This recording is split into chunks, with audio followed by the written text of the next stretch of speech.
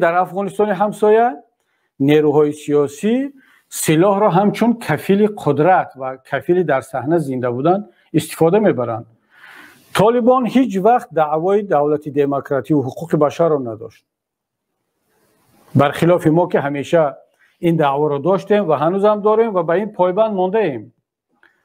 ولی امروز وقتی که طالبان در افغانستان پیروز می شود، کارش نتیجه میگیرد. از طرف دیگر ما در تاجیکستان تجربه ما شکست میخورد، تجربه صلح و مصالحه و سلاح را سپاریدن و با راههای مصالحت آمیز و دموکراتی وارد سیاست شدن شکست میخورد.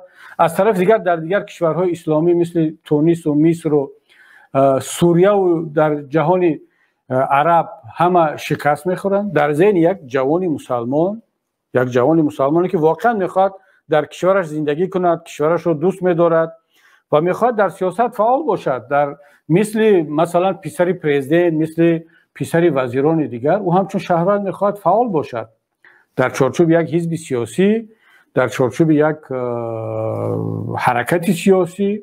اگر در انتخابات پیروز شد، رأی مردم را گرفت، دپوتات شود، وزیر شود، پرزیدنت شود. این آرزو و این حق را همه شهروندان در تمام جهان دارند، از آن جمله در کشورهای اسلامی هم. اما وقتی میبیند که نه، راهش بسته هست، اگر با طریق انتخابات و با طریق مصالحت آمیز و در چارچوب قانون رفتار کردن میخواهد، نتیجهش همون تاجیکستان میشود و تونس و مصر.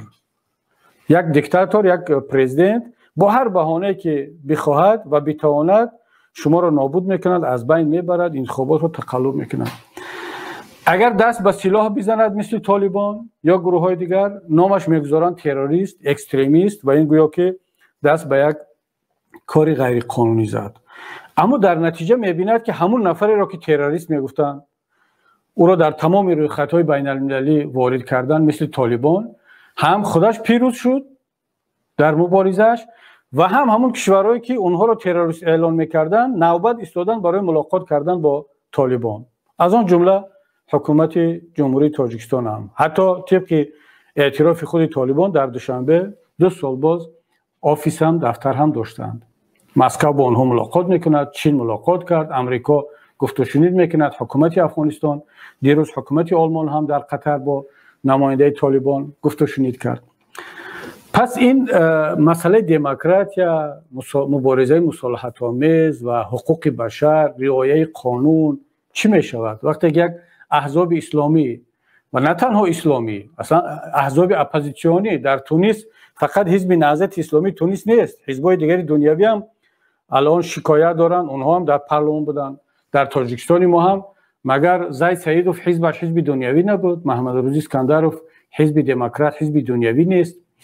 اینا همش اپوزیسیون هستند. اما اینا وقتی که میآیند در یک تنگنای قرار میگیرند که دیگر در بین دو سوال دشوار میمانند که اگر پایبند به این ارزش‌های دموکراتی، حقوق بشر اینا هستند، باید که دیگر یک عمر تا آخر سرکوب شوند و به نتیجه برسند. اما اگر که مثل طالبان بیایند با قدرت، با سلاح از خودشون حمایت کنند، از ارزش‌هاشون حمایت کنند، حالا ارزش‌ها هر چی باشد، پس اینها پیروز هستند، موفق هستند.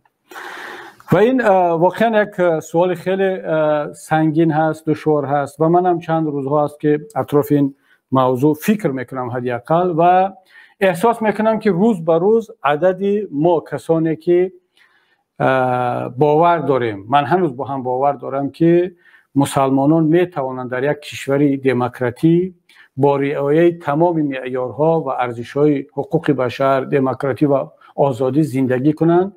حق دارند، سزاوار هم هستند و برای این باید تلاش کرد.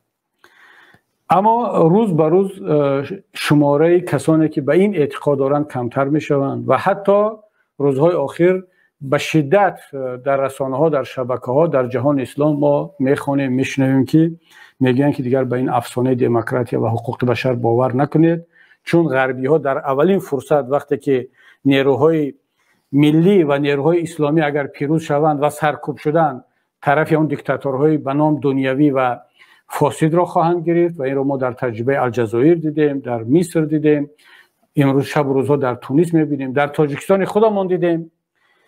و جوانان ما را میکشاند به سمت دیگر. اما من دعوتم این است که ما نباید به این وضعیت و حالتهای موقتی داده شویم، باید که عمیق‌تر فکر کرد، تلاش کرد، مبارزه برد و واقعا باید اثبات کرد که ما مسلمان ها حق داریم، سزاوار هم هستیم، قربانی زیاد دادیم برای آنکه در یک جامعه دموکراتی و حقوق بنیاد زندگی کنیم. اگرچه میدونم خیلی دشوار است و اما باید این مبارزه خود را، تلاش خود را ادامه بدهیم و از طرف دیگر به هیچ وجه کسانی که مجبور میشوند دست به سلاح بزنند، ناامید شوند از این عملها، از این نتیجه های منفی، اونها را دیگر تروریست، اکستریمیست و خشونتگران نام کنیم. چون بدانیم که مشکل اساسی نه در اسلام است، نه در مسلمان ها هست، نه در اون مردمی هست که مجبور میشوند دست به سلاح بزنند، بلکه مشکل اساسی در اون